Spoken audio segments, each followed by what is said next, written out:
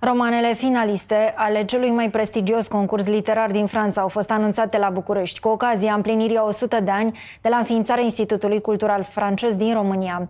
Mai multe personalități din lumea literaturii franceze, membrii ai juriului, au venit cu această ocazie în capitală, unde au anunțat cele 4 cărți care intră în finală. Premiul Goncourt va fi acordat pe data de 4 noiembrie la Paris.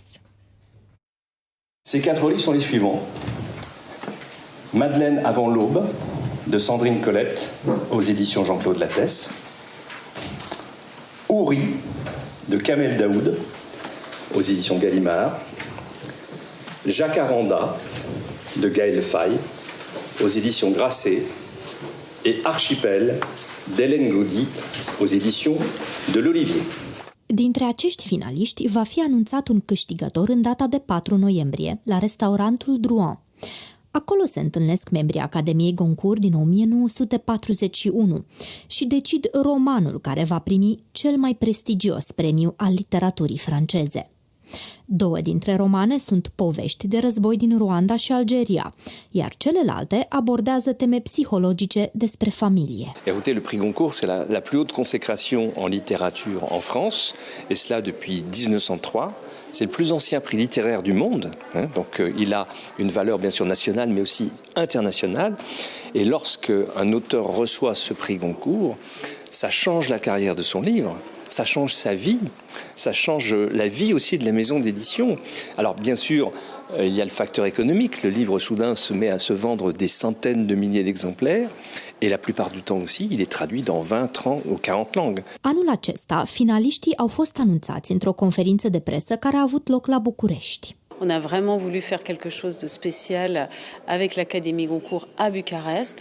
Pourquoi? Parce que d'abord c'est le 100e anniversaire de l'Institut français de Roumanie, donc c'était une façon de célébrer cet anniversaire. Et puis je pense que c'est vraiment une façon d'approfondir les liens entre la France et la Roumanie qui sont très forts. 7 dintre cei 10 membri ai juriului au fost prezenți în sală și au vorbit despre ce anume înseamnă un roman bun și cum selectează cărțile care ajung să fie premiate. Je veux qu'un livre aussi utilise ma langue, la langue française, idéalement comme je ne l'ai jamais vu utiliser. C'est-à-dire que pour moi, le style, la musique des mots est très importante aussi. Il n'y a pas que l'histoire, il n'y a pas que les personnages.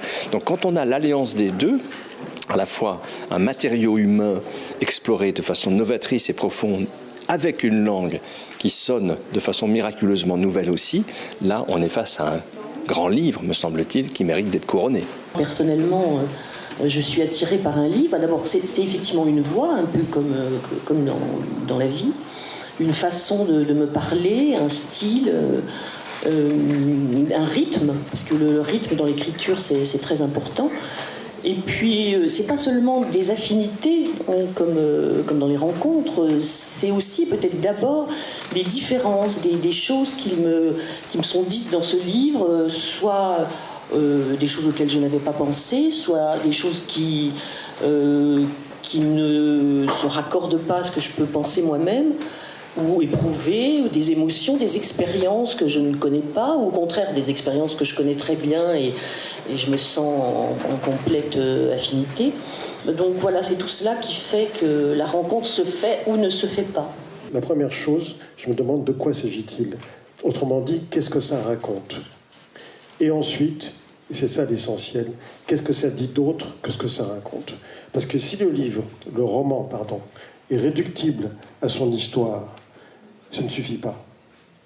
Et donc la plupart des romans auxquels on s'intéresse, ceux qui sont là, ne sont pas réductibles à leur résumé ou à leur 4e de couverture et donc à leur histoire. Il faut à chaque fois rajouter ce que ça dit d'autre que ce que ça raconte. Le prix Goncourt a une responsabilité au-delà de nous-mêmes, une responsabilité nationale et même internationale.